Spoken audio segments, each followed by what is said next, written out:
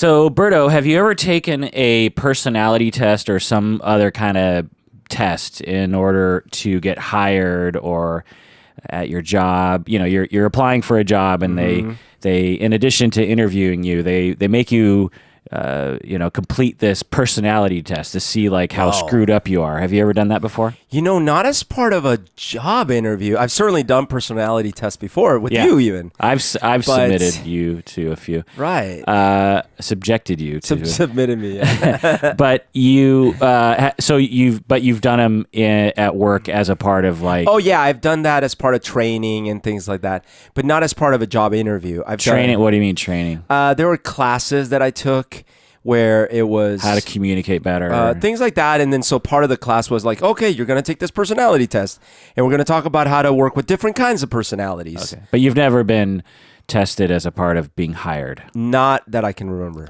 Okay. Well, that's what I want to talk about today, because you actually asked that we talk about this. Yeah, but I've had a lot of jobs, so I might have forgotten. Yeah, that's true. I'm surprised you haven't had a job as a tester of personalities for hiring, actually. Well, maybe in the future. Yeah. Well, that's what we're going to talk about today. We're going to talk about the widespread use of psychological testing for hiring and the debate about it, because there's a lot we can say and there's a lot of research on it. This is the Psychology in Seattle podcast. I'm your host, Dr. Kirk Honda. I'm a therapist and a professor. Who are you, Berto? My name is Humberto Castañeda. I am in a Bare Naked Ladies tribute band. And could you give us a little taste of your stylings? Chickadee China, the Chinese chicken. You have a drumstick and your brain stops sticking. So I heard that you used to think that was like legit hip hop back in the day. Well, yeah, you're outing me. There was a time, I mean, keep in mind, what's this, from the 70s, 60s? Yeah, way back. Way back. There was a time where I wasn't as exposed to good hip hop, good rap. So I grouped that together with like, oh yeah, have you heard of NWA? Sure. Have you heard of Bare Naked Ladies? Oh man. Oh my goodness. Okay, so I have actually taken some tests too at work. This was long ago. I remember taking a Myers-Briggs test in the mid-90s before I was a therapist. I was working at a group home for troubled youth, and we all took a Myers-Briggs, and I remember we all sat around as staff trying to learn what the results meant regarding our style of work and what our strengths and weaknesses were and whatnot. Is the Myers-Briggs the one that does like ENTJ, INTJ? Yeah. So I did that one for work, again, not to get hired, but as part of a training. And we were doing it in order to learn about different personalities and how you might relate differently to them and stuff like that. And I remember also taking another test before I even wanted to be in psychology. I was in marketing and business for a very short amount of time. That was my bachelor's degree, was in business and marketing. And I had a job as a researching assistant, really, at a hospital in Kirkland, actually kind of by just across the freeway from where you are. Evergreen? Yeah, Evergreen Medical Center. And they had all the employees do a very extensive personality test, and I still have it somewhere in my closet. And it had like several different domains that it measured you on. And I remember having really no idea why I was doing it or how to interpret the results. I just remember thinking like, I just remember being very boggled. My 23-year-old mind was just kind of boggled as to why are we doing this and what's the purpose. Right. But I kept it. I still have it, and I should bust it out. How many workers in the U.S. are being assessed currently, do you think? You know, when by they ask tests? Any tests, whether for hiring or oh wow, otherwise. That's a great question. I would say 10 million. Percentage. Oh no, so 20%. 60%. 60%? What percentage of new hires at Fortune 500 companies have been given the MBTI in the past decade? That's the Myers-Briggs. Yeah, okay. Well, according to that, I'll say 50%. 80%. 80%? Yeah.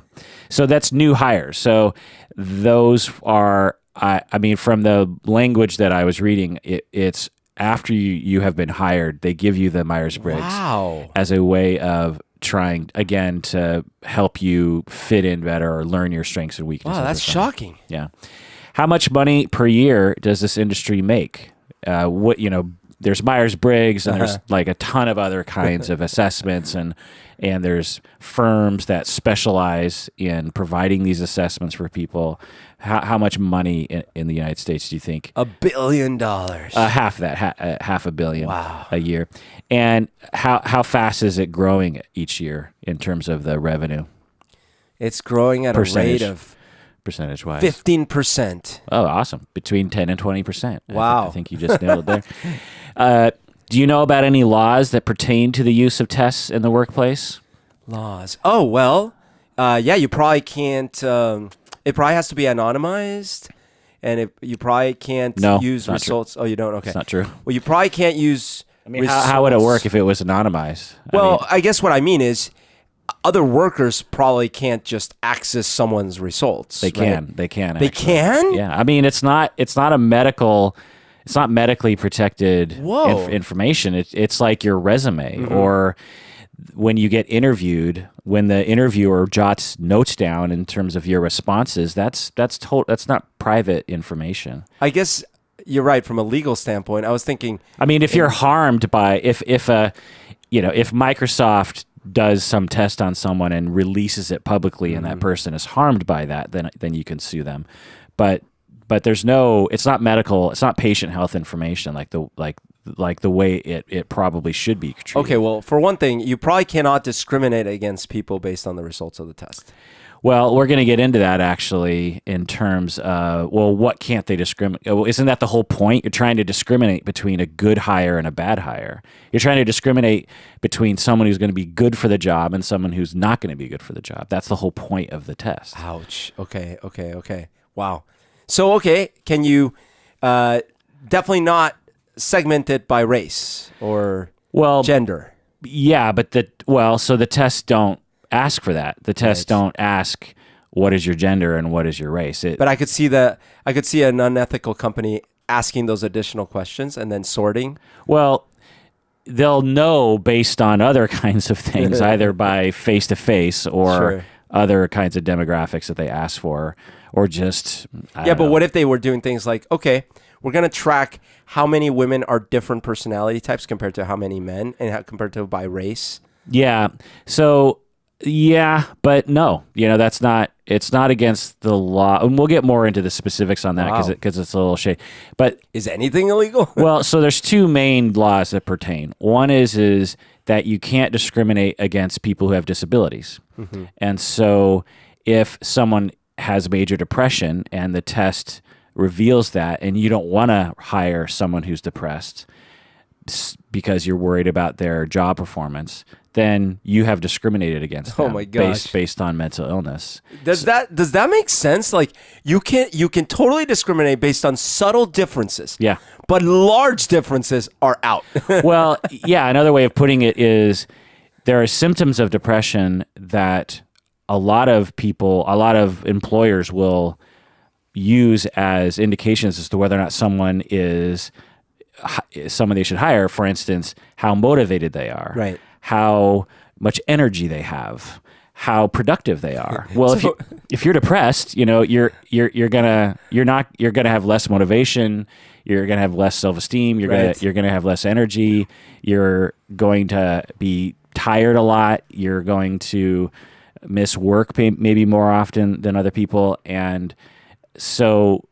But it's considered a disability in the same way that you can't discriminate against someone because they can't walk or they have trouble with their hands. The analogy would be if somehow if someone walks in with a limp, you could discriminate against them.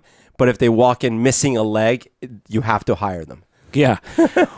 Well, I think it's more complicated than that, of course. Of course. But seriously, it's interesting because a lot of times they might say like, wow, they show some symptoms of maybe lacking motivation. I don't think I want to hire them. Right. But then they might say like, oh no, this person's fully clinically depressed. It's like, oh, okay.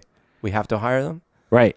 Wow. Right. So Now it gets into proving that so someone would have to sue, and then the court would have to determine if the employer actually discriminated purely based or mainly based on, or at least partially based on the fact that you have this quote unquote disability, instead of general terms like, well, we determined that this person wasn't really fit for the job as well as other people because they seem to be not a go-getter. They didn't have self-initiation, or what do they call those? I love a lot of the business terms. Another law that pertains, it was an act, a federal act passed in 1988. That's the Employee Polygraph Protection Act, that basically prevents employers from using the polygraph. Oh, okay. Because most polygraph. This is something I learned in prep for this episode. Was most polygraphs in the 60s, 70s, and 80s were not for criminal proceedings or criminal purposes, trying to determine if someone had committed a crime or something. It was to determine what sort of person someone was. Wow. In terms of hiring them. They would use them in jobs interviews? Yeah, they would say, have you ever embezzled money from your other jobs? Have you ever cut corners at work or something? And actually, now that I think about it, my friends who became police officers, I don't know if they still do, but in the past, they had to pass a polygraph themselves. Are polygraphs reliable? No, absolutely not. Well, I think what you mean is valid. No, they're not valid measures. They've been debunked a billion times over. You can, trick them, because it's all based on, it's trying to guess if you're lying based on your physiological, what do you call it? Reaction, I suppose. So like a psychopath might not have an issue with. Right. Or you might just be really good at remaining calm as you lie, especially if you learn how to do that. Because there are techniques that you can follow that make it so you don't do that. Plus, the false positive lies are when you get asked a question, even though you're not lying, but you're kind of worried that you're going to be seen as lying, then your body might have a reaction. Especially if you're strapped up to a device. Yeah, and you're just like, oh God, I hope my body doesn't freak out because that will indicate I'm lying. And I'm not. I really am not. I'm lying. And science has debunked polygraph. Now, what we've talked about in other episodes is the general public doesn't know that, and so I see. Police and lawyers will sometimes use polygraph basically to trick people into telling the truth. So they'll say, well, so you're saying you weren't there on the night of blah, blah, blah. Care to do a polygraph on that? And if the person's like, fuck you, I did it. You know what I mean? Or they do the polygraph and you tell the person administering it to lie and say they didn't pass it. And then this, the subject in question is now sort of pressured into settling or something, a plea deal or something. It's like, look, we got a polygraph that you failed it. So I don't know what to tell you. And the guy's like, crap, they caught me, whereas if you're like, what? How did that happen? I wasn't lying. You know what I mean? That's sort of a litmus test. Anyway, what are assessments used for percentage-wise between post-hiring and pre-hiring? What are assessments used for? So, like, how of the assessments being used in the workplace, what percentage are used to hire someone as opposed to helping you at your job? Oh, okay. That's a good one. I'd say, so it was 60%, 80% of the work. I would say 50-50. Not bad. It's about 20% are used for hiring, and the rest. So the vast majority are used for after. That's actually more encouraging. Yeah. Okay. So the basic method that this follows that I read, which makes sense, but because when I hear about testing, what popped in my head was, all they do is they just give this personality test and they just hire based on that. And that's not how it goes. They work it into all the other normal ways. So you get the resumes, you whittle it down, you interview, you whittle it down, you administer the assessments, you whittle it down, you have another interview, you whittle it down. Maybe even there's an observation, like show me your work or do your thing or, perform, monkey. Build a house for me, And the guy's like, I'm a programmer. Why am I asking me?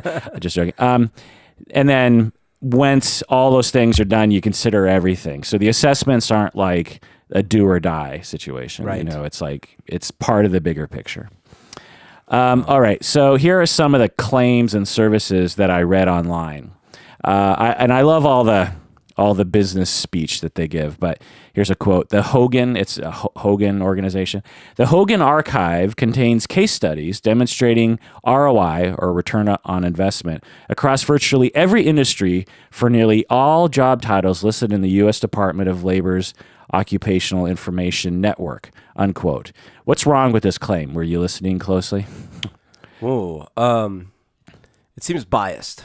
Yeah, well, it's on their website. Yeah, so they're obviously saying they're basically saying that there's proof of return on investment. Because that's the big thing for business, right? That's how they sell their services. If you're gonna pay for a service, is there a return on investment? So, because the whole thing is all dollars and cents, right? It's like, okay, if I'm Microsoft and I'm gonna hire Hogan to test all of our applicants, and it's going to cost $1 million, are we going to make $2 million or save $2 million as a result of that? And they're saying, so I'll read it again, and when you hear it, it should pop out to you.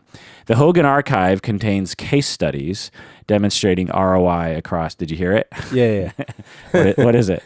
Well, the Hogan Archive, their archive contains studies. I guess case studies. It's case study. So maybe you're not familiar with research terms, but case studies are not they're not necessarily valid because they are one or two cases. Essentially they could be cherry picked is the thing, and they're not in order to like, hey, this guy seemed successful. It's essentially an anecdote, right, of one person. Now, research case studies are a valid way of researching things, especially when it's a complex thing and you want qualitative data about a sequence of things. But of course, if you're a business, you're probably going to choose the case studies that we do that in my job, because when we go perform our bare naked covers, we do case studies with the audience members to see how they react throughout the set. Right. We have case studies that prove that we have 100% likability. It just so happens that we ask people who liked us, and then we go up to them and we have to ask them to fill out a survey. And even with there, it's a 1% likability. Yeah. The other thing is I don't know how you would measure return on investment on a service like this. I mean, imagine the factors involved, right? Like, you have Microsoft 1 year not doing any personality assessment, and then the next year you have them doing personality assessment.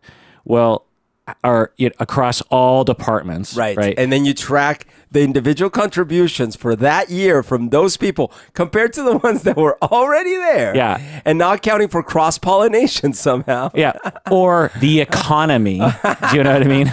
Like, there's too many factors, so there's no way to know. But you could supposedly, or not supposedly, I could imagine you could follow a number of people randomized over N amount of time and see if over time they perform better or worse, or if they... How do you define perform better? I mean only based on the company's definitions themselves. Right, but that's a hard thing to measure, right? It's usually based on managers rating their employees. Totally. I'm not saying that it might not mean anything in the real world, but if you could tell, hey, Microsoft, we ran a Microsoft-specific study with...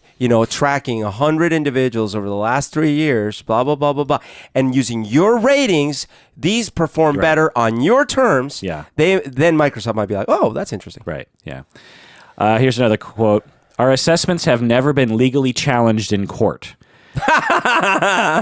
That's a scary quote. Imagine you're advertising your services, right? Hey, come eat my hamburgers. Yeah. I have never been sued for killing anybody. Yeah. I've never been successfully sued for killing anyone with my hamburgers. Here's another one.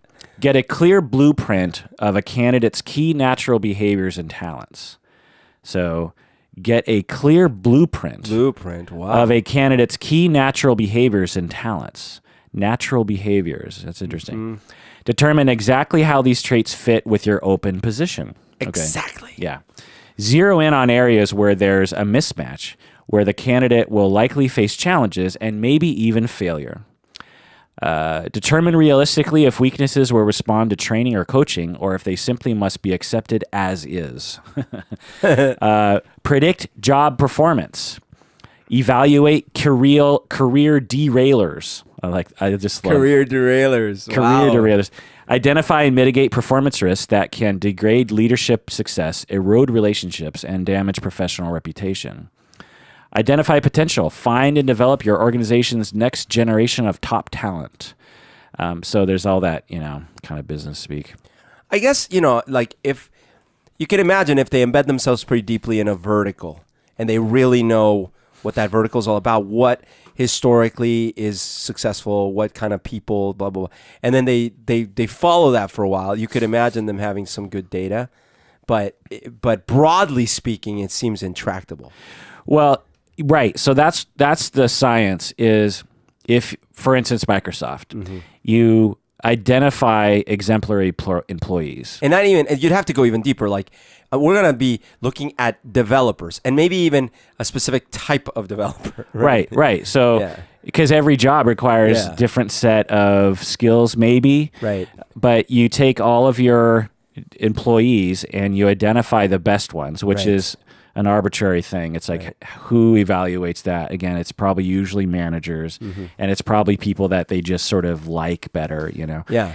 And then you test them and you identify their personality type and you average that out, and then you look for employees that you look for applicants who match that. And of that course, profile. That could lead to a self-fulfilling culture, which could be toxic. Right. It could not be the thing that you need to survive in the next decade. And totally. Now, of course, people who hire will say, we think about all that stuff. We try to, we don't just blanketly hire someone if their personality thing. And to me, it again, at first when I thought about this, I was like, this seems kind of bullshit. It's like using psychology tests from people who don't really know how to use them to hire people. It seems really stupid, but what alternative do we have? You right now, the state of affairs isn't better than that. No, you ask a few random questions and then you make some gut feel decisions. Yeah, you look at a resume, you have some interviews, and then and that's based on them and they could fake it, and they provide references to you that they want you to call. Yeah. And you as the observer or your team has to figure it out. And as a person who, hires people at Antioch, I've hired many professors, and I've also interviewed people for the program. So I've interviewed hundreds of students to get into the program, and I've probably interviewed, dozens of professors who are applying to Antioch to work there.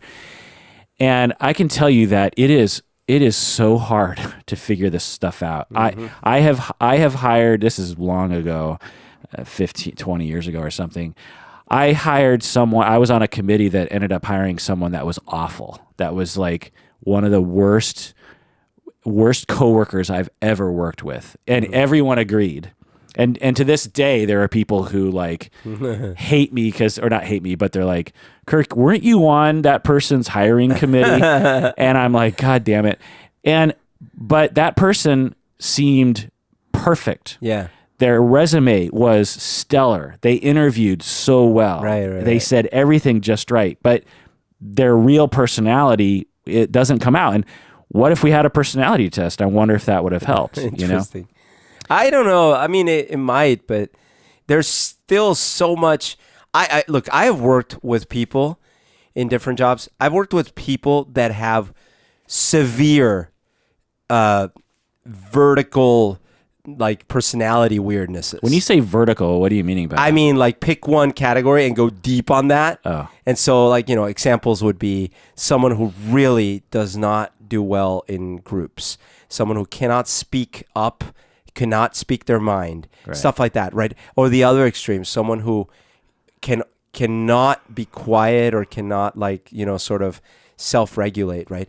But the output has sometimes been so valuable, right? That you know, right. So different jobs require different skills, right. and no one's perfect, and so where are the sacrifices? Of course, everyone would want everyone to be perfect in all areas, but of course, no one's like that.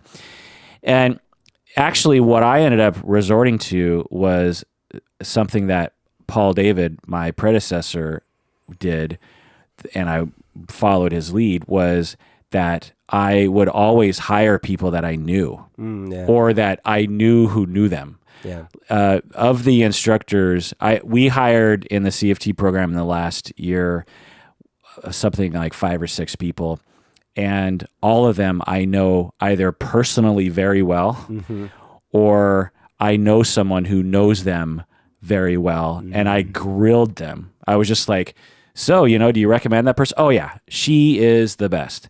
I really need you to tell me honestly, because I don't want to make a mistake here. Oh yeah, she's the best. If you had one bad thing to say about her, what would it be? And they're, well, I don't know, maybe this or that. Tell me more. Tell me more. I need to know this. Because if this is a bad hire, I'm gonna come after you. You know what I mean? And the people that we hired are. And at my university, we have several programs. We have 6 or 7 programs, and to my observation, my program is the only program that hires like that. We're the only program that, at least to the extent that we do, everyone we've hired has been people that along those lines, or students who graduate. I mean, I'm a student from the program, and Paul hired me right after I graduated. So I'm a typical example of that. Yeah. And whereas other programs, they do it the normal way, where they put out a national search, because that's the typical university model is international searches, especially in psychology programs, because you got to pull from talent all over the country, all over the world. Yeah. And what ends up happening, I've just seen these processes fail. Either one, they hire the totally wrong person, or they hire someone who's great but doesn't have any loyalty and quits after a year, after you've invested. The thing about university hires is these are long-term jobs. Right. I was considered the new guy, even though I had been there 15 years. Oh, wow. Especially back in the day. Sure. Now there's a lot of new people in Antioch. But how many years have you been there? I've been there I've been teaching since 97, so it's 20 years. Wow. Yeah. In fact, it is exactly 20 years this month. Like when I met you, actually, this week it is exactly 20 years. Oh my gosh. When I met you, you'd already been there almost a decade. Yeah. Wow. Okay. Yeah. I've been there a long ass time. I mean, Paul hired me when I was 26. Yeah. And knew nothing. I was such a green. I felt like I knew less than my classmates did. And I don't know why he hired me, honestly. But anyway, it's just been a slow climb since then. But the point is what I'm saying here is, when I know someone very well, like I last year I hired a student who was in my class for like 2 or 3 years. I knew her extremely well. I see. And then she applied, and I was like, I know this person so well. We don't need to interview this person. Right. I know that, and then there are other people that actually will apply who I know very well, and I won't hire them, because I don't think that's because you know them. Right. Yeah. And so I, as a personality assessor, will work that into my evaluation process, but it's based on personal experience, I've always felt that if you can do it, a program where you can let people do the job for a bit and then decide. Well, they call that probation. Yeah. Which is never really followed. Do you know what I mean? Well, it does work in some industries where you have things like contract work and full-time contract, work. yeah. Yeah, because then what you do, I mean, this used to be the case in one of my old jobs, is you would basically just have a low barrier to entry for a contract job. You'd still interview and stuff like that, but it wouldn't feel so final. It's less of a commitment. Yeah, and then if they weren't working out, there was no agreement. Like you could let them go in 2 weeks. Right. And granted, that would suck, but it was still way better. And then at some point, you're like, you know what? We have an opening for a full-time position, and then this person has been proving themselves. Right. So there's pros to that. The con with that is it creates this massively oppressive system for the contract worker, Yes, this is true. in which they are basically required to do better than their peers by working 80 hours a week and sacrificing their family for the job. Right. And it's unfair. And it's basically anti-labor. Do you know what I mean? It can be that way, yeah. Right. Okay. So let's talk about the measures, the different tests that are used in employment after the break. What do you say? Let's do it.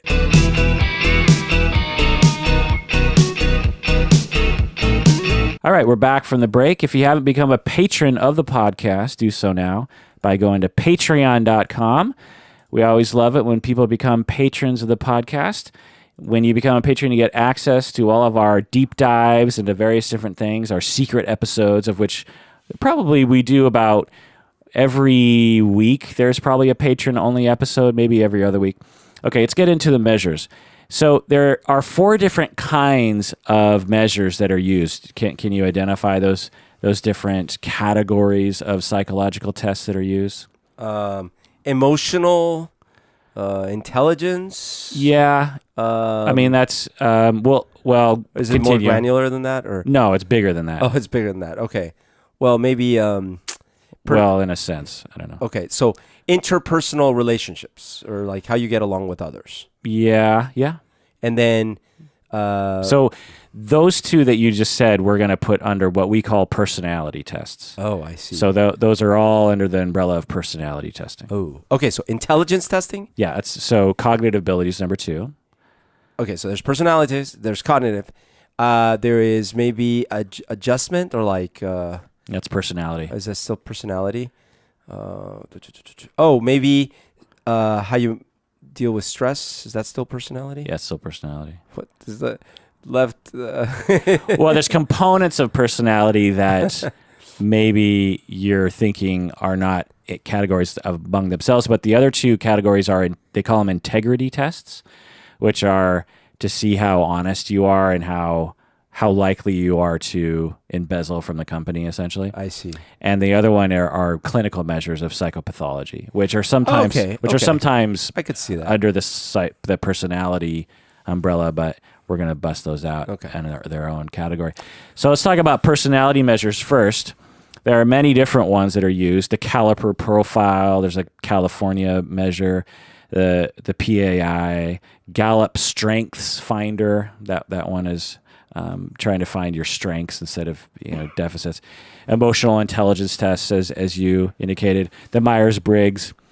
Incidentally, the people who make Myers-Briggs publicly state it should not be used in the workplace as a valid measure because they say that's more subtle than that. It's not like you can look at a particular Myers-Briggs type indicator and say, oh, that person is blank.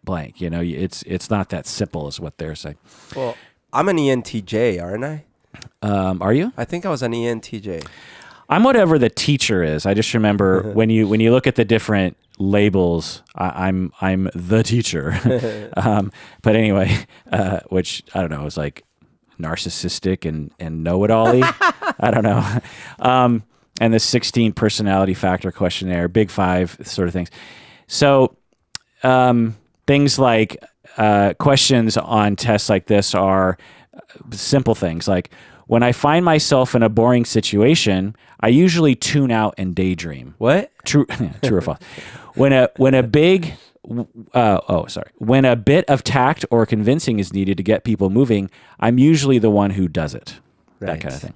So there are. It's usually very simple questions like that. Like, I am frequently upset at other people, or I sometimes have trouble managing my anger, or I deal with stress by drinking, or I like people, or I have good self-esteem. Like, these are the kinds of questions that are on these things. And it must go with my personality type that as you're naming these questions, I'm like, I want to take these tests again. yeah. Well, if you want to, I mean, I have access to hundreds of measures if you want to take them. So we could redo some of them. Well, because I think as a kid, I learned, obviously not truthfully, but my impression was, if I do good on tests, it means I'm really smart. So then I always feel like, oh, ask me questions that I can answer. Yeah. Well, incidentally, we did do an IQ test on you, and you scored like in the 99.9 percentile. So, but that was the one I didn't care for as much. I want the ones that are easier, that I can just answer with my gut. Yeah. So these are personality tests, and right away you can tell, well, there's something kind of funny here because it's all based on self-report. You're not objectively testing someone's personality. Right. You're asking them to answer questions. You're not observing them for 20 years. Right. And you're not analyzing them. You're just asking them questions in terms. And so if, for instance, you're at Microsoft and you're hiring someone and you give them a test that one of these, like the 16 personality factor questionnaire, and one of the questions is, I don't deal well with authority. Mm-hmm. How do you think the applicant is going to answer that question? Yeah. It's like, screw the man. Yeah. I frequently disobey my superiors. It's Fuck like the police. Yeah, it's like I wonder what they're looking for at this job. Okay, so number 2, the integrity tests. This is the second category we're going to talk about. It's used to figure out if someone is how honest they are, how devious they are, how psychopathic they are. Basically, are they going to steal from the employer in some way or another? How much money annually do American businesses lose from employee theft each year? Ooh, all American businesses from theft? From employees only. From employee theft? Yeah, not like Winona Ryder theft, but $10 million. 20 billion. No, come on. Yeah. Get real. Well, our economy is, what, in the trillion. $20 billion? Yeah. That must include some Wall Street shenanigans. Yeah. Well, I can tell you at least 2 of those dollars are from me. Like, I take a pen from work every now and then or something. 20 billion. Percentage of business failures. What percentage of business fail each year? Or no, what percentage of businesses, so of all the businesses that fail, what percentage are due, at least in part, to employee theft? Oh, come on. 5%. 30%. No. How can this be? It's a major problem. Like 30%. I actually have a friend of a friend. Let's call her a friend of a friend, who is still paying off her debt to society as a result of embezzling tens of thousands of dollars from her workplace. Oh my God. I actually had a client in the beginning of my career who was mandated to therapy because he had embezzled a bunch of money from his place of business. Do you realize that what we need to do to make money then is go into business where I'll infiltrate companies and steal as much as I can. Clearly, there's like $20 billion there for the taking. Yeah. And you consult companies on how to reduce employee crime. Yeah. And between the two of us, we'll just... I'll say, well, first off... Do not hire... Well, no, first off, don't... Well, but we'll be in cahoots. Yeah, so I'll say, first off, Colombians are spotless, man. You don't worry. Right. Don't worry about them. Yeah. So this is why the polygraph was its primary use was to try to figure out who these people were.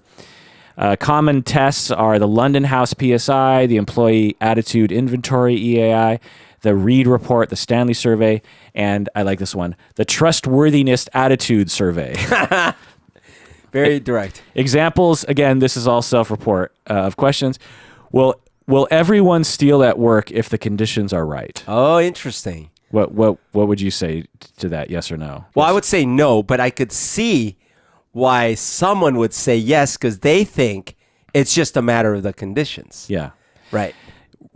Yeah, I mean, Yeah. Another question. Do you believe you are too honest to steal at work? Right. I could, again, well, that one's interesting. I think if I were thinking that I might steal from work, I might still say I am too honest to steal from work.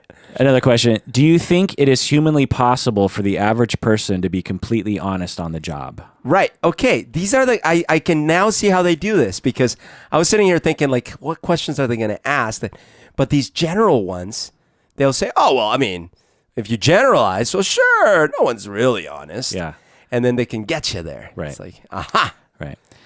All right. So the research, what do you think? Do they work? Do these integrity tests actually identify people who are likely to embezzle? Less than 50% success, I'm going to think.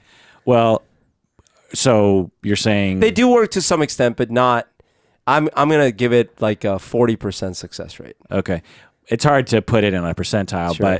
but yeah, you're right. That's the way I would put it. Not the 40%, but the first bit. They basically work sort of in some situations, and some research has actually found that they work pretty well. Oh, interesting. For example, one study looked at a group of convenience stores. So they're hiring cashiers and stuff to work at a convenience store, and they use the PSI integrity test to select employees.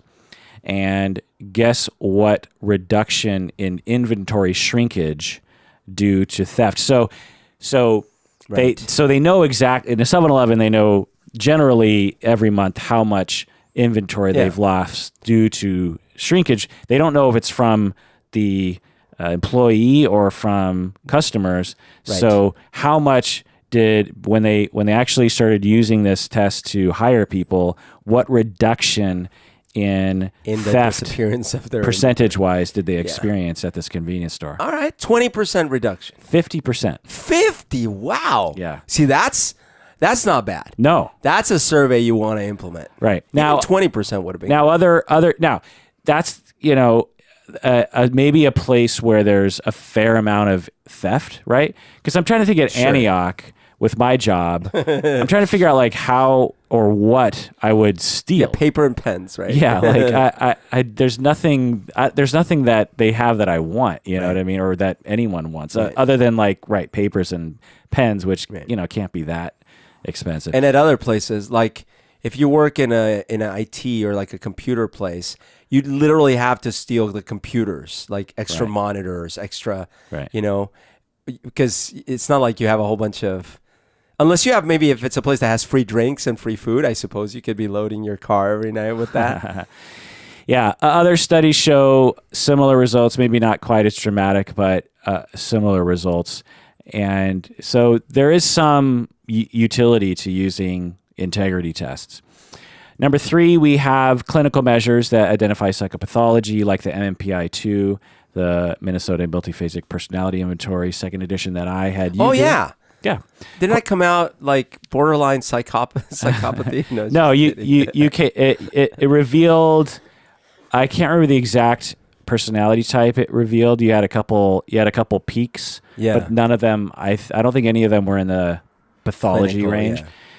And I'd have to look that up again. But I know I still have it. I actually have it in the garage. I know where it is. But anyway, questions like, I certainly feel worthless sometimes, or my sex life is satisfactory. Right. Or I am very seldom troubled by constipation. That's a great one. Once in a while, I think of things too bad to talk about. Yeah, that's a subtle, good question. So you can tell by these questions that they're much more personal than some of the questions we've talked about so far. Right. And these are, the MMPI are used by psychologists to diagnose people. Yeah. And that's its primary usage. And the MMPI is being used right now in hiring procedures. That seems a little sketchier. Yeah, that's pretty. Yeah. So again, we had personality measures, integrity measures, we had clinical measures, and number 4, we have cognitive measures, IQ tests, this sort of thing. To me, this is the most, aside from the integrity measures, which I think makes sense, the IQ tests make total sense. Sure. If you're hiring someone and they need to be smart, because IQ in general is associated with a lot of employment performance kinds of things. Even if you're working at the 7-Eleven, the smarter you are, the generally speaking, not everybody, the more likely you're going to perform better. You're going to be able to figure stuff out better. Your working memory is better. Your brain speed is faster. Your logic ability is better. You keep track of things. Your task, what do you call it? Sequencing and following that task are enhanced. Even the military has a minimum. It's pretty low, right? But they have a minimum IQ to qualify for military. Interesting. So to me, this makes sense. Now, many jobs, the IQ, what the general IQ test measures is what we call G, and it might. So if you're going to become like your band, you're a tribute band. Yeah. Do you need someone to be a genius? Yeah, well, pretty close to it. I mean, because people are ruthless out there, and you need to be smart enough to be able to deal with the criticisms. Yeah, like you're not hip hop. So if you're not at least a 80, 85 IQ, you don't belong in my band. Right. So with your band, you're looking for a different aptitude, a different cognitive ability that doesn't have anything to do with necessarily with what IQ tests measure. Right. What you're looking for is the ability. Well, what are the different things you'd be looking for? Well, for example, for a drummer, I don't care how dumb they are, as long as they can hit that beat on time. Well, everyone knows that drummers are dumb anyways. Kidding. If Paul's out there, calm down. Carlitos way. All right. But, you want, musicianship. Are they sensitive to the music, the pieces we're playing? Do they have that artistic, Right. So that's a different thing that maybe there's a measure for, but might not be related to IQ. Right. So what's the difference between these? One of these is not like the others. So I'll say them again. You got the personality measures, you got the integrity measures, you have the clinical measures, and you have the IQ measures or the cognitive ability measures. Right. Which one of these is not like the others? I think the clinical one. How so? Well, I mean, for one thing, when you get diagnosed, that can have medical implications. That could even have, I suppose, legal implications down the line if someone can claim that. Right, absolutely. So we'll get into that in a second. What's another thing that's different about at least one of these? About a different one, not the one I mentioned? Well, you could be, but I'm looking for a different distinguishing factor. Well, let's see. IQ measures ask you questions, try to see how smart is more. Okay, so I'd say that the one that seems more subjective than the others to me is the honesty one, even though it did seem like it had some good results. Yeah. Well, actually, if we extend what you're saying, the personality, integrity, and clinical measures are all subjective. And the cognitive is the most objective. You could be. It could be a bad day, and everything could get thrown off on the personality thing. I see what you're saying. You could lie on the integrity thing. The psychopathology test, you could lie on that one too. IQ, you can't fake that. So you might have a bad day, but you can't fake being good at it. Right. You might have a bad. Right. Exactly. Yeah. Like so you might be stressed, low sleep, whatever, and your number might come down as a result of that. But you can't fake. You can't fake being a genius. Right. Like today, I'm going to be 160. Yeah. Just for today. Yeah. So whereas the other ones, if you know how to do it, and I'm actually telling you as someone myself who has studied this and I administer these tests, I could absolutely game the system if I had to. Right. If someone, I know these tests forwards and backwards. I know exactly what to do. I know how to evade the validity tests. I would know exactly if for instance I wanted to fake having an illness, I would know what questions. What question. Now, what other people don't know necessarily in terms of faking is there are questions in there designed to trick you to revealing that you're faking. Yeah. Questions like, maybe I shouldn't even tell you what the questions are. But the point is that there's some that are meant to be that if you're trying to on purpose that you don't know what you're doing, Right. But I know what I'm doing, and I actually know those questions and can identify them. Whereas with IQ, it's like at most you could practice some of the classes of problems and, improve a couple points, but not much. Yeah. The kinds of things on an IQ test are the ability to remember a string of numbers. Wait, what did you just say? Okay, so what's one of the problems that we haven't identified yet with these tests with regards to hiring? By the way, the remembering one was one of my worst ones. I hate remembering things. Well, you still did amazingly well, though. Right. You were still like in the 97%. I think it's because I used the whole, that thing where you visualize and you put little pieces inside of a castle or Well, so I want to be... The reason why you remember that is because the test is designed to be smarter than the smartest human being. Sure. So at a certain point, you got to a point where you're like, I can't do that. I can't do that, yeah. But it felt frustrating. You did better than 97% of everyone else. So think how hard it was for other people. Okay. I give. Okay, so ask me the question again. What's a problem, a major problem with these tests that we haven't discussed yet? Okay, well, I know with IQ, there's been a lot of controversy in the past about whether or not it would vary based on your background, like socioeconomic or cultural background. Yeah, exactly. That's the main problem that we haven't talked about yet. There are major cultural differences, one in the way people respond to these tests, and two, with the way they were designed. All these tests were normed on white Americans, and a lot of them have been normed on certain regions of white Americans. Many years ago. Yeah, like the MMPI, for instance. It's called the Minnesota multiphasic, and so it...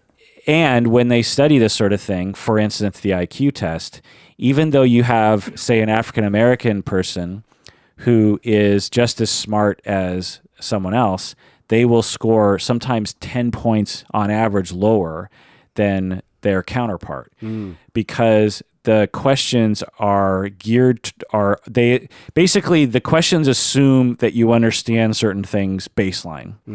And different cultures, different ethnicities, different backgrounds will give you a different set of baseline knowledge, and that will be different and throw you off. Hispanic people tend to also score, I think, 5 points lower on average, and that's a big difference. The difference between 110 IQ and 100 IQ, that's a huge leap. Big, yeah. That's almost a standard deviation, and so it's a big deal. Also, with personality tests, it's probably even worse with those, right? So, you grow up in the hood, and lots of people around you are struggling economically, and in order to survive, you've got to survive, and if that means occasionally shoplifting, then that's what that means, right? Right. And so, the integrity questions that we went over, will everyone steal at work if the conditions are right? Well, if you come from a different background and a different set of mores, then people are going to answer that question differently. And that's just one very crude example as to what sort of backgrounds could affect the way you would answer these questions, Did you see there was a thing today or yesterday where a female reporter was asking a football player a question about how they run their lines or something like that. And the football player said, he just laughed. He's like, it's funny to hear a woman asking about, lines and how I run the lines. And that was his answer. Oh, no. And then later he clarified, not in the same conference later, he's like, well, I guess I should have said reporter. Right. That was his clarification. I guess I should have said report. Yeah. It's like so biased. And this is a person who's like a professional reporter for sports. Right. Yeah. I hope there's something like this out there, but if there isn't, so much to make it is women reporters in men's sports and what their experience is like, because I just can't imagine the variety of stories. Of course, there are very respectful dudes in pro sports, for sure. But I'm sure these people have a sort of, okay. Yeah, by the way, one bias that I have noticed that I have is when I hear someone speaking in English with a thick accent from certain parts of the world, but not all, my mind automatically feels like they're not as smart. Totally. That's why, like in Game of Thrones and stuff, whenever they want someone who's supposed to be sort of foolish, they have what I believe they call a Cockney accent, right? Or a certain kind of English accent. Or in America, it's a Georgian accent. Yeah. It's the dumbest. We're stupid humans. Like we hear an accent and we immediately have ideas as to their intelligence. I hear a certain refined British accent. I'm like, I'm listening to every word that person is saying. Yeah. All right. So effectiveness. What percentage of organizations actually have data to prove that there is a positive business impact on their assessment strategy? What percentage of businesses have data that say, yep, our assessment strategy has a positive impact on our... 25%. Close 14%. So it's not many. Now, it's hard to measure, and maybe a lot of businesses don't actually bother with measuring it because it's not that big of a deal to them, but not that many. But, 14%, it's not bad. All right. It's not nothing, yeah. Right. So what does the research say? The non-business funded research, what is the actual research? Well, compared to other hiring selection practices, personality assessments are the least effective among those four. Interesting. Yeah. Whereas cognitive ability, IQ tests, and integrity tests are actually better at predicting someone's performance at a job. Interesting. So when you're hiring someone, the IQ test makes sense and the integrity test makes sense, but the personality assessment and the psychopathology assessments, those are not as predictive of job performance. But kind of, and if you have the time, you could throw that in there if you want. The thing is it's all about validity, right? Right. Are you measuring what you think you're measuring? And is that thing measuring actually applicable to you? So, for instance, if you were hiring a salesperson, would you, Berto, think you would want someone who's extroverted or introverted? Just intuition. Yeah, extroverted. Yeah, it makes sense. You want someone who's extroverted. Right. Salespeople, they talk to people, blah, blah. But actually, data shows that extroversion doesn't have anything to do with sales ability. You can have an introverted person who is actually very good at sales. Wow. Because it's more complicated than that. Right. And they're at work. When they go home, they might process things in one way, but when they're at work, it's a whole different thing. Right. So trying to figure that out, and you can see employers going like, well, I want extroverted people, and they don't have any data that they're basing it on. It's just sort of like their thought process, Actually, I know someone who's a teacher who is normally introverted. Well, the way I know them is introverted, but is a very good teacher, and that means standing daily in front of large groups of judgmental kids, right, and being totally fine with it. Exactly. Also, personality when you measure personality, even if you do create a valid measure and the person doesn't lie, that doesn't mean that these people don't have ways of adapting or coping. It doesn't mean, you're not testing for, do they have workarounds? Because you take a 50-year-old person who struggles with worry. Right. Well, they might have like elaborate coping mechanisms that really work that another person with only mild anxiety doesn't have. Right. And so it's hard. It doesn't necessarily measure for that. So, but overall, the gestalt that I have after reading the research is to answer the question, is it effective and is it worth it? I would say it depends on your funds, and it depends, I think, also on your culture. For example, if you're hiring at Microsoft and you're hiring thousands of people every day, then I think it might be worth it to throw in an IQ test, a real fast IQ test, maybe a real fast integrity test, and maybe to weed out a little bit. Yeah, give you a little bit more data, because you're dealing with thousands upon thousands of resumes and stuff, and it's just like, and you have a big enough data set, even among your own employees, to make some predictions, based on those findings. However, like at Antioch, when I hire for professors, or when I am letting people in the program or not as students, I think it's not as relevant. I'm trying to think of if I would care what the results would be on a personality test, because I'm much more, I can tell pretty well, one, by the recommendation that I can get from someone else, and two, when I interact with them, and three, when I actually watch them teach, because they actually do, demonstrations. Right. I can tell right away. Like we had a guy who applied a couple years ago, and he was way overqualified for the job. He had been a professor for decades. He was a program director at a huge program in another part of the country.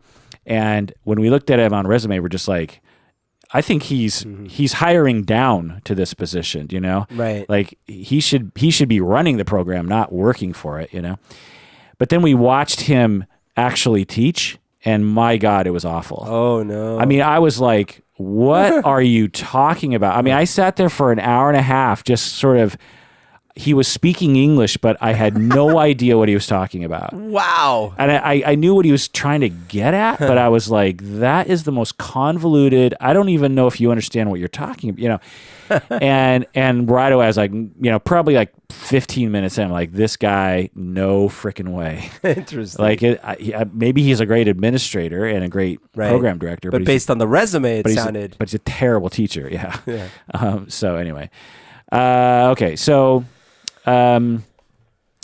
because as we were saying earlier, what else do we have when we're hiring people like at Microsoft, right? Yeah. You have the resume, you have the interview, you got the references, you might have their diploma and their GPA and their other kinds of things.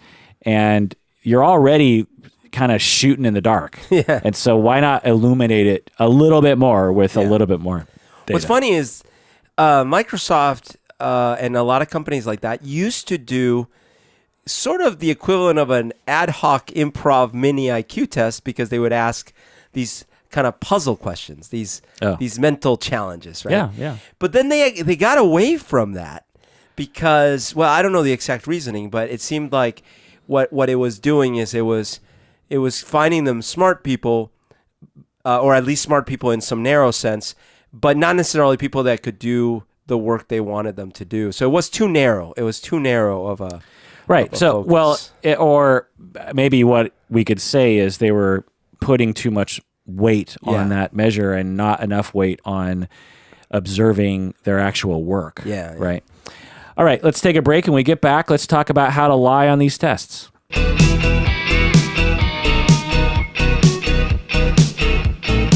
All right. We're back from the break. If you haven't already gone to Facebook and liked our Facebook page and also become a member of the Facebook fan group, do so now. The Facebook fan group always has fun little conversations happening there. You can go there, share pictures and your experiences. And do you ever go to that fan group from page? time to time? Yes. Or I see something that was liked on that page, and then I check it out. Or something. Okay. Yeah. I purposely avoid it because I don't want them to feel like they can't complain about me. So Maybe I'll create a fake account and start trolling. Yeah. But you can also patronize us. Yeah. What do you mean? If you want to become a patron, you could patronize us. Oh, I see. So how do you lie on these tests? Well, on the personality tests, you can lie. On the psychopathology test, you can lie. On the integrity test, you can lie. On the IQ test, as we said, you can't lie. You can lie as in you can make it lower. Yeah, you could bomb it. Now, what in psychology, this is a problem that I have with psychology. People who do assessments, who make a living doing assessments, when I ask them, well, how sure are you that the person doesn't know how to trick you? And they're like, oh, I can tell. I can always tell. But to me, I'm like, well, everyone can always tell. Like, it's like the statement, I've never seen a toupee that I couldn't identify. Right. It's like, well, self-fulfilling. What about the toupees that were so good you couldn't identify them? And so for a psychologist to say, I've always caught people lying, it's like, well, what about the people who lied so well that you didn't catch them? Right.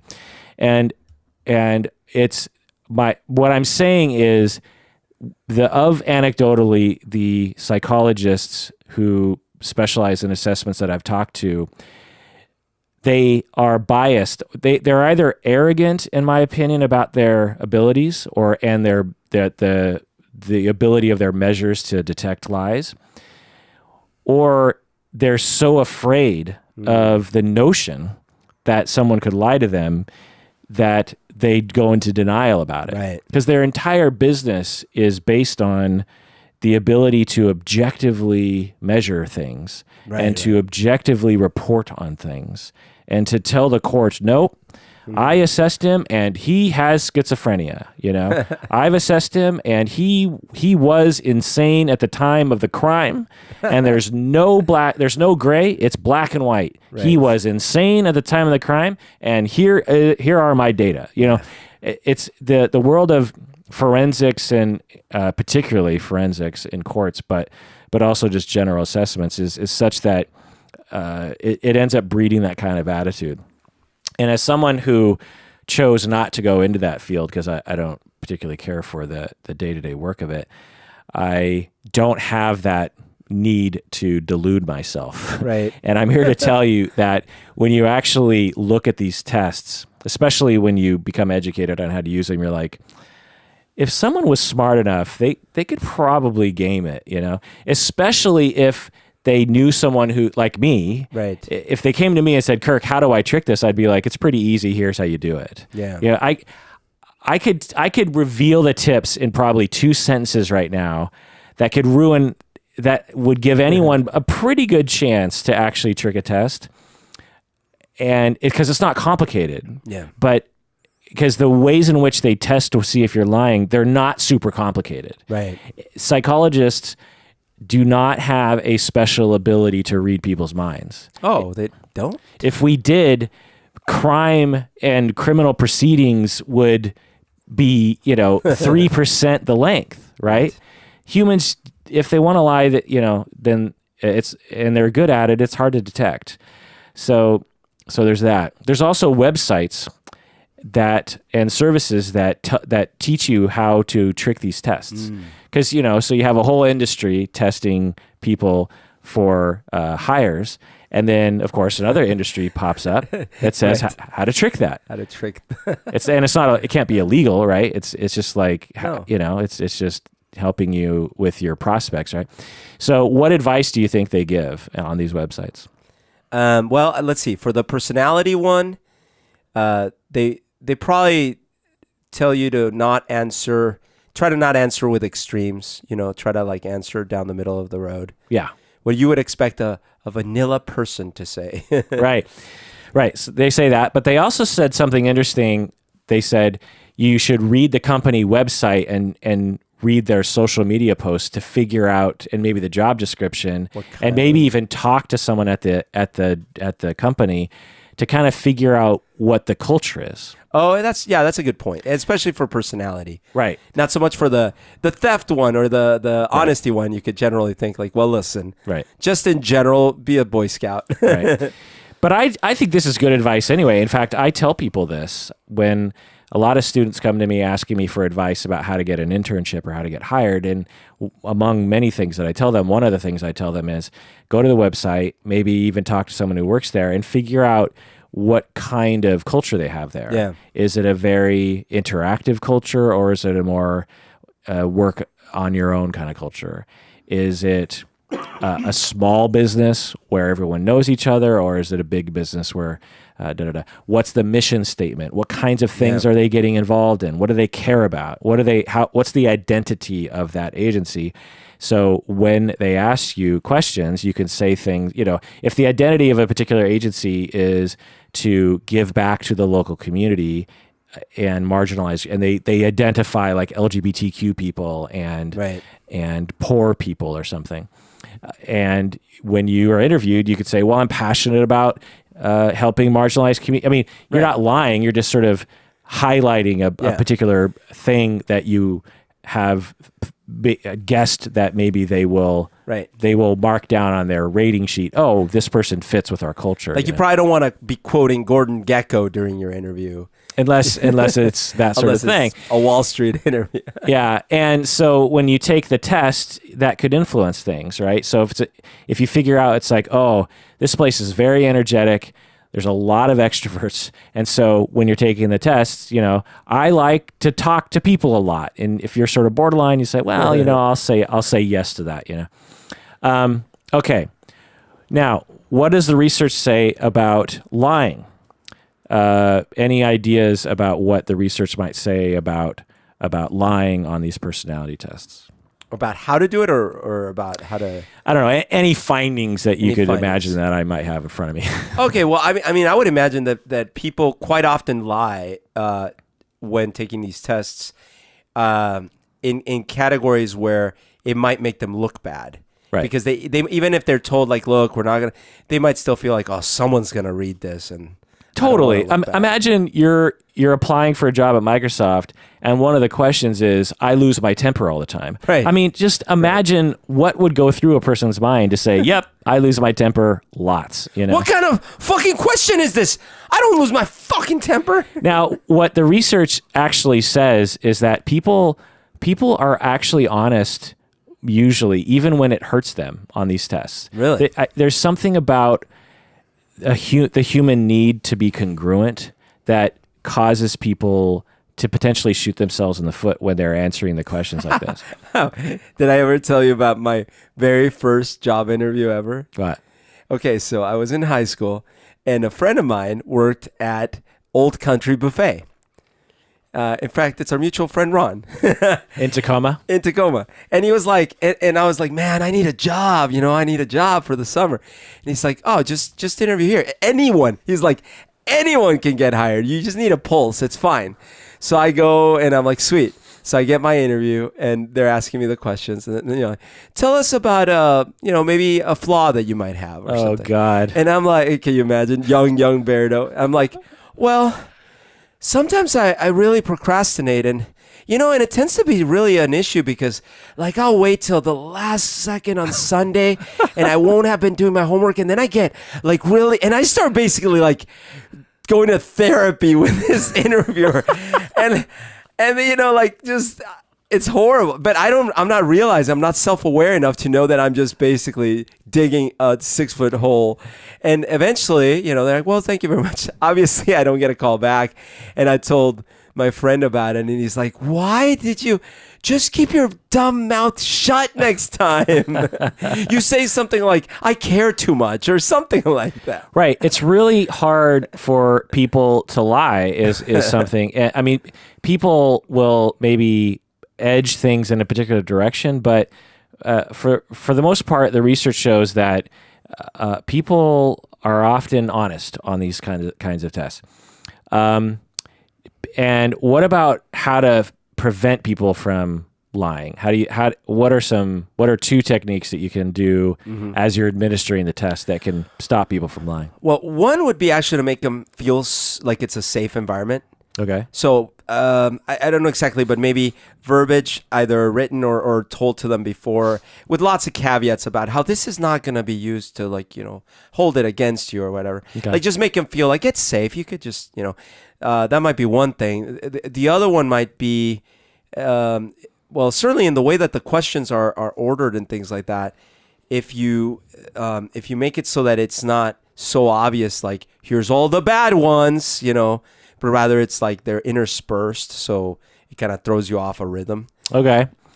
Yeah, I suppose those might work, but those weren't identified in the literature. The two in the literature are to tell them, look, don't lie because we can tell when you're lying. Oh, it's the opposite. Yeah. It's make them not feel safe. Right. But then the second one is along the lines of safety, which is also don't lie because we're actually trying to match you up with the best sort of job. Right. And if you lie on it,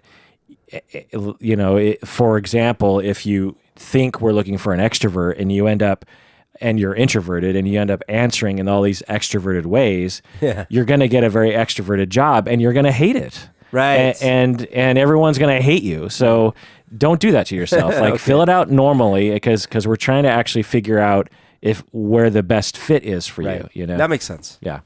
Now, let me ask you this. When people engage in so I don't know how to work this into a question, but I'll just tell you, there are people who lie, and they tend to measure, when they actually measure their personality on how honest and how moral they are, the people who lie, guess what, tend to have low honesty and low morality, right? Right. So the people who test low honesty tend to be not very honest on tests. And they will follow these people around for hiring and for work performance. And what they find is that they are more likely to engage in deviant behaviors at work, and they're more likely to get hired than an honest person. Oh, of course. Yeah. Wow. So that's interesting, right? So not only are they finding, yes, there are some people who have personality traits that cause them to lie on these tests, but they're more likely to get hired because employers and these tests can't figure out that they're lying. Right. Which goes back to your earlier point of like, are you sure you can tell? Right, exactly. All right, so we talked about the liability thing. Now let's get into maybe some privacy. Is it an invasion of privacy to force an applicant or an employee to take one of these tests? I mean, there are some things in job applications that it seems like they can't do, or they, but right, like on a job application, they can't say, "Do you have an STD?" Yeah, or do you enjoy your sex life? And I don't think you can ask sexual orientation in an application. Right, but these personality tests, like the MMPI, do include that. Yeah. I guess you must have to sign a waiver. But if it's for jobs, when it's like people don't necessarily have the choice about, working, right? Everyone's got to work. Well, here are some two different cases that will shed some light on how the courts rule on this. A firefighter applicant who didn't get the job, he applied, he didn't get the job. Well, he was not a cop. He was a firefighter. And he sued because he thought he was being discriminated against based on the personality tests that he had to take. So he and other applicants, he took these personality tests, and he didn't get the job. And he's just like, look, it's bullshit that they assess my personality. That's an invasion of my privacy, and they're discriminating against me because of my personality. It's bullshit. They can't do that. What do you think the courts did in that situation? Firefighter applying for a firefighter job. Yeah. Didn't get it because of these things. I have a feeling they went with him. They didn't. They went with the firefighting crew. The court said that it's okay because you need to screen out people who can't handle the pressures of the job. Oh, maybe for something that critical, it's even a... But it's kind of weird, right? Because it's like you said, like, I bet you that, it seems like the court kind of just tries to figure this out. And the more I study the law, the more I realize that a lot of things are like this. Yeah. It's like individual judge opinion, essentially. Yeah, and who said it when, and then others use that as a prior. Right. Someone applied for a security guard position in California at Target, at a Target store. And they had to take the MMPI, which is one of the most revealing tests, right? And a bunch of other tests. And didn't get the job. And the security guard or applicant sued and said that the test questions were probing into his innermost feelings and were not job related. What do you think the court did? Target. Oh, okay. I think then they went with him because Target, who cares? Why do you need a personality test for Target? Yeah, but not for the reasons, I don't think. The court agreed, finding that certain questions invaded the applicant's privacy because they asked about sexual and religious preferences. Right. The MMPI is extremely... I mean, the purpose of the MMPI is to measure your entire personality from front to back. And also, it asks questions that the designers of the test don't even necessarily know logically why they're connected to certain personality traits. So it's not like some of the questions are things like, I prefer newspaper over radio, because it was developed in like the 40s and 50s. And so there's some questions on the test. I don't know if that question's there anymore, but there's some questions on the test that logically, there's no logic. You can't look at the question and go like, oh, I know what they're measuring there. But they measured that there was a correlation? Yeah, there's a correlation between the way people answer that question and a particular personality trait. And so there's questions on there that are like really personal and weird that are crossing the line according to the law. That's or the courts. Interesting. So the takeaway is, when you're using these tests, you need to make sure that they're relevant, really, and you need to make sure you're not going too far. Right. And I would say the MMPI should never be used for this sort of... It's way too invasive. And that your personality test should be on the light side, let's just say. The final thing that I want to say that I found in the literature is that so there's a lot of legal pressures to just not have assessments, right? It's like, well, we could avoid getting in trouble if we just hire people the old-fashioned way, look at resumes. We can still get sued for those kinds of things, but at least we're not adding to the likelihood of being sued. But you can actually be sued for not using assessments. Why do you think that is? Oh, because at least the assessments is some sort of standard, versus if you're not using the assessments, it's some biased opinion from one random interviewer. Good. There's another reason too. Because because other people are getting the benefit of being assessed via that method, and you're not. So. No. So the other reason is, say down the line you have an employee who does something terrible, who you have a truck driver who runs someone over, or you have a McDonald's cook who spits in all the hamburgers or something. Yeah. Well, should you not have assessed that person before putting them in that position? Right. The job is, if you put the wrong person in that job, they have the potential to harm a lot of customers. I was only thinking from the hiring. Hiree, Right. But yeah, people have been sued successfully for not doing enough in the hiring process to screen out certain kinds of people. So that's interesting. All right. Well, what's the final word on this, Berto? What do you say? Well, I think that it sounds like there is value on things like using some intellectual testing for weeding out, especially in, like you were saying, large pools of applicants for intellectually challenging jobs, especially. And it sounds like the honesty one, that's, got some nice stats behind why you might want to do it, especially in jobs where, inventory control might be a premium. Or like Department of Defense or something. Right. But it does FBI. seem like this is an area that's definitely rife for abuse. And you can imagine, like, all of a sudden, now we're going to start doing genetic testing too. Right. Yeah. And so it does make me a little nervous, but I could see how applied judiciously it could be useful. Right. And along the way, our courts and advocacy groups and lawyers need to, and society and politicians need to talk about the fairness of it all. Yeah. We have apparently determined that some personality testing is fair if it seems to suss out a quality in that applicant that is very relevant to the job. Right. Whereas if you aren't doing that, then you can be sued, and it's deemed as unfair.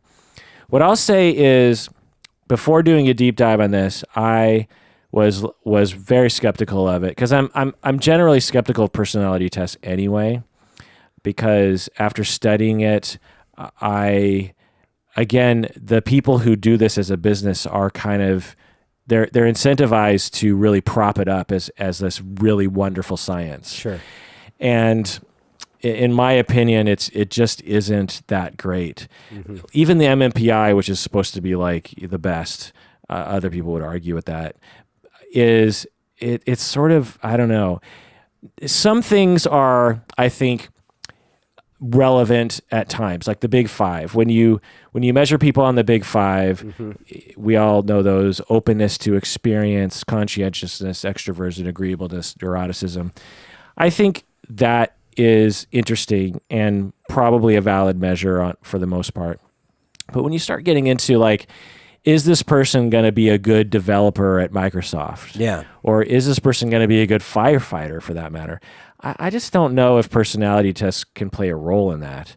I think that it's just hard to tell is the thing. It's just always, as a person who was hired and failed at hiring, I can tell you that it's just one of those things that you do your best and sometimes you completely fail at it. Right. So I just think we need to be careful, but I think that there is some use for it.